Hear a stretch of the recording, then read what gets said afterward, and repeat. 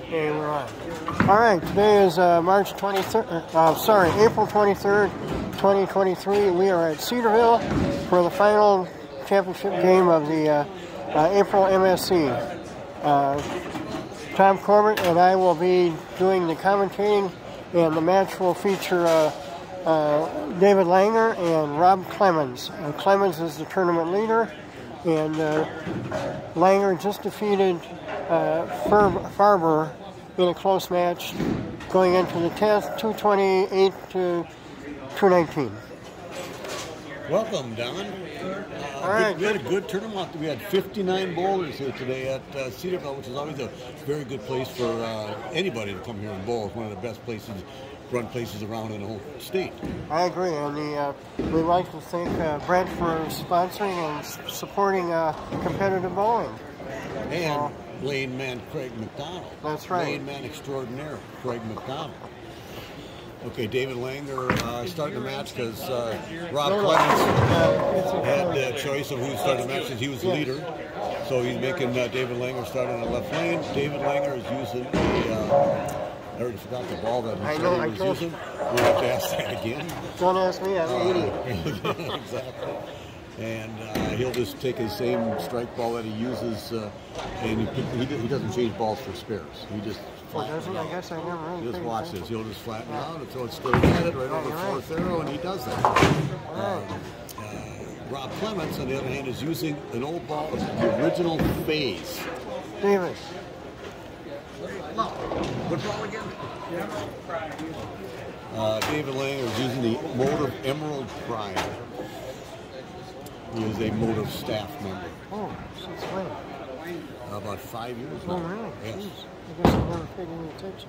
Well, I don't see him that often. That's the original phase that Rob Clemens is using. He is also one of maybe 3 or 4 bowlers around here who still use 16-pound bowling balls. Oh. Well, look how good a shape he's in. Yeah, he is. Well, he's a young guy, barely 50. This is only his 3rd tournament. He only turned 50 in February. So actually, yeah, today out of 59 bowlers, Lumpy and David and Rob are the 2 youngest guys. Imagine that. You wonder why they're 1st and 2nd place, because they're younger. Other than the fact that they're both good. They're just younger. Yes.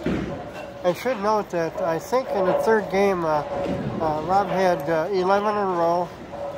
He packed the 12th one and left an 8-pin, so it was a very good shot. 299 Rob, we call him. And there were 2 other 300s, one by Sam Lanto and the other by Tom Jones, right? Tom Jones, correct. And Tom Jones, did he even cash? Oh yeah, he did. Just barely. 2 spots above me. And you didn't have a 300. I didn't have a 300. I only won 3 matches. Oh, really? That's because people bowled high against me all the time. Well, the key to this thing, obviously, to get into the step ladder, you need to win 5 at least. That's about right. That's about right. And, you know, people are always asking me, is this right? Is 40 bonus pins too much? It should be less, whatever. I go, you know, I don't know the right answer, but this seems to work. There's always somebody different coming up there, and everybody always has a chance. Yes. And we're not here for a bunch of money. Everybody here just wants to bowl. You make a little bit of money, and you have some friends, and you get 8 games for $90. Basically, all you want to do is get into the regular prize fund. Well, the truth of the matter is, if you won all 12 MSCs, you'd still only have $4,500. Good point. Nobody's ever done that, Don. No.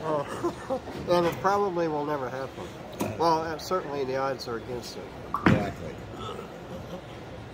I know we were talking about points per win, but I read somewhere that Earl Anthony, in his heyday, he always advocated that on the PBA tour they should only get 1 point for a win.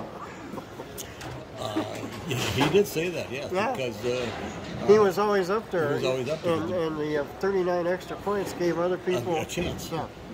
I think they had a 30 bonus. They had 30 bonus points there. So the pattern today was it tungsten or something like that, whatever it was? 39 foot. 39 feet, and it allowed us to, everybody had to start out between 1st and 2nd arrow. Yeah. That area held up a lot longer than I thought it would. There was a lot of over-under for a while, but people were a little bit inside, a little bit outside of that. But you still had to play in that part of the lane, and they didn't get as clipped as I thought they would. So there must have been enough up-front head oil, then the oil carried down, but you still, you could hit the pocket, but you had to find a way to carry. And the guys who are up here now found a way to carry. Now they're in a little bit deeper. David Langer is, of course, a little more than Rob. Yeah, the nice thing is nobody had to move way left. No, we did not have to. In fact, after the fourth game, I went down from 1 and 2 all the way up to 23 and 24. And I was following Scott Sodergren, and he threw a couple. I watched him, and he's playing right off a 2 or 3 board. So I went out there, and I had a pretty good shot for 2 or 3 games. I was able to float the ball through the heads to do that, but I couldn't do that earlier. And when I got to the position round, I should not have done that. That's cost me a chance of cashing more. I still cashed, which I did okay on, but I'd done a little bit better if I would have moved in and changed balls. I didn't. Well, it's always a guess, though. It's always a guess, but it should be. I should know better sooner. Solid strike there by David Langer. So if you watch where they're playing, I really haven't watched right at the arrows, but I gotta assume that Dave's right around just inside a third arrow somewhere, floating out probably outside about at the arrows or at the marker down there, probably about the 9 board. And Rob probably still hitting that same target right down the lane, but he's further right with his feet. Well, the other thing is, I think I'm 80 years old, so I'm thinking Langer has won at least one of these events. And this is, as Tom indicated earlier, this is only Clement's third event. So, and he cashed in the other, I believe he cashed in the last one, but not in the first one. This year? Yes. But last year, I believe he bowled 6 of them, won 3 of them. Who? Dave Langer. Oh, Langer, yeah. Yeah, I'm talking about Dave Langer. No, he only won 2. He was in the top 5 every time, and he only won 2. He went second, but still amazing. That's pretty good. Rob, this is Rob's only second MSC tournament, right? Third, right? Third, right. It was February. And he's looking pretty sharp right now. We got the 9-pin match up to 5 frames. What is he using? What did he say? It's a phase. It's the original phase. You've heard of the phase. Then there's the phase 2. This is not even called a phase 1, it's just called a phase. Oh, this was the original, okay. The original. And then there was a phase 2, which was the ultimate bowling ball that everybody has now. Phase 3 was not so good. So the phase 4 is one that they had made them too soft and made them use old. Now there's a phase 5 out there. So that's right about 16 or so at the arrows. And very nice shot. That, to me, is 16-pound carry right there. Well, you know, there are those advocates who argue that the extra pound makes a big difference over the long haul. You know, if you can handle it. Yes. I, myself, and a few other people are talking about trying 14 pounds. I'm going to try it this summer just because I want to see what I can do. I know when I went from 16 to 15 quite a few years ago, I got a little bit more grabs on the ball. Yeah. How about speed? Is that I feel probably a little bit harder, but right now I don't want to throw the ball so hard anymore. I want to throw it at a very calm, specific speed based on my rev rate. And throwing it harder sometimes changes things. Changes it tremendously. Yeah.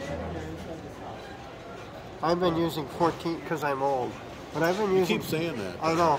Well, you know, the interesting thing is, we have ball raffles, and I won 3. Oh, right, exactly, yeah. I won 3 of our raffles, and all 3 of those balls were 15-pounders. Yeah, okay. And I started the league season with them, and I really didn't notice the weight until someone said, until I won another bowling ball, and he suggested that I drop down to 14.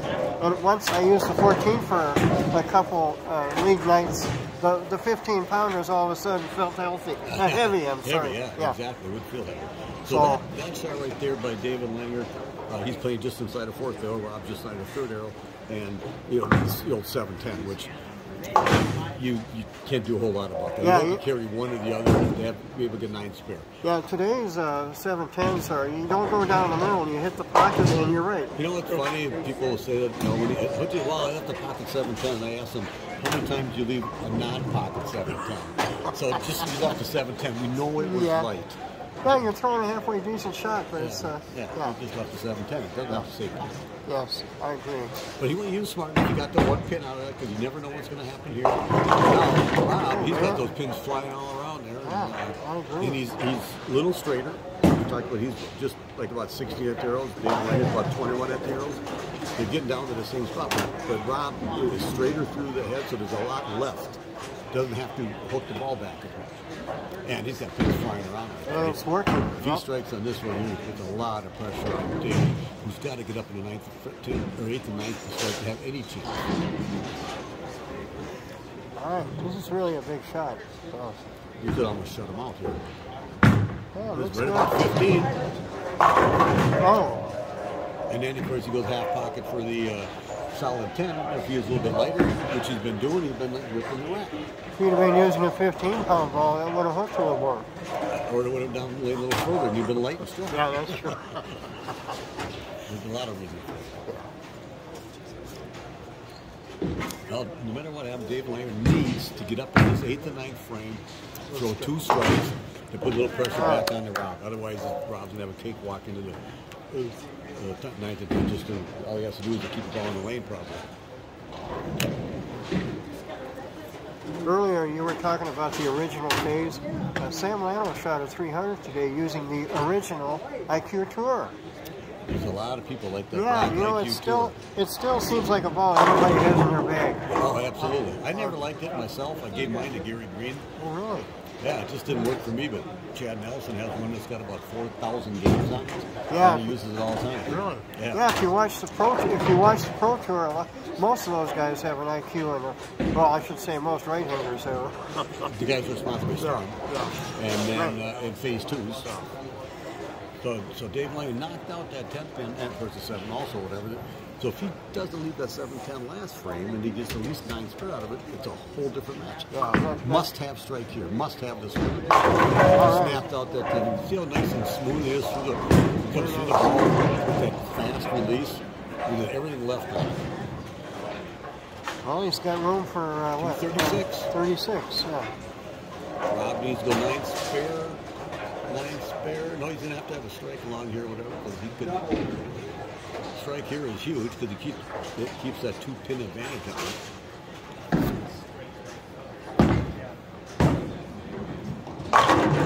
Oh, very solid strike. Snapped out that 10 too. That 6-pin just annihilated that 10.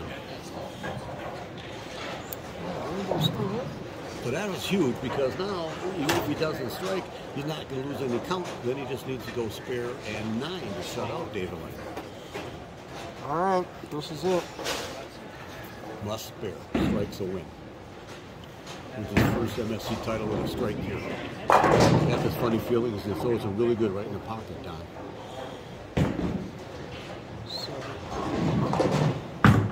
Right over 15. Snapped out that 10 again. He threw that one really, really good.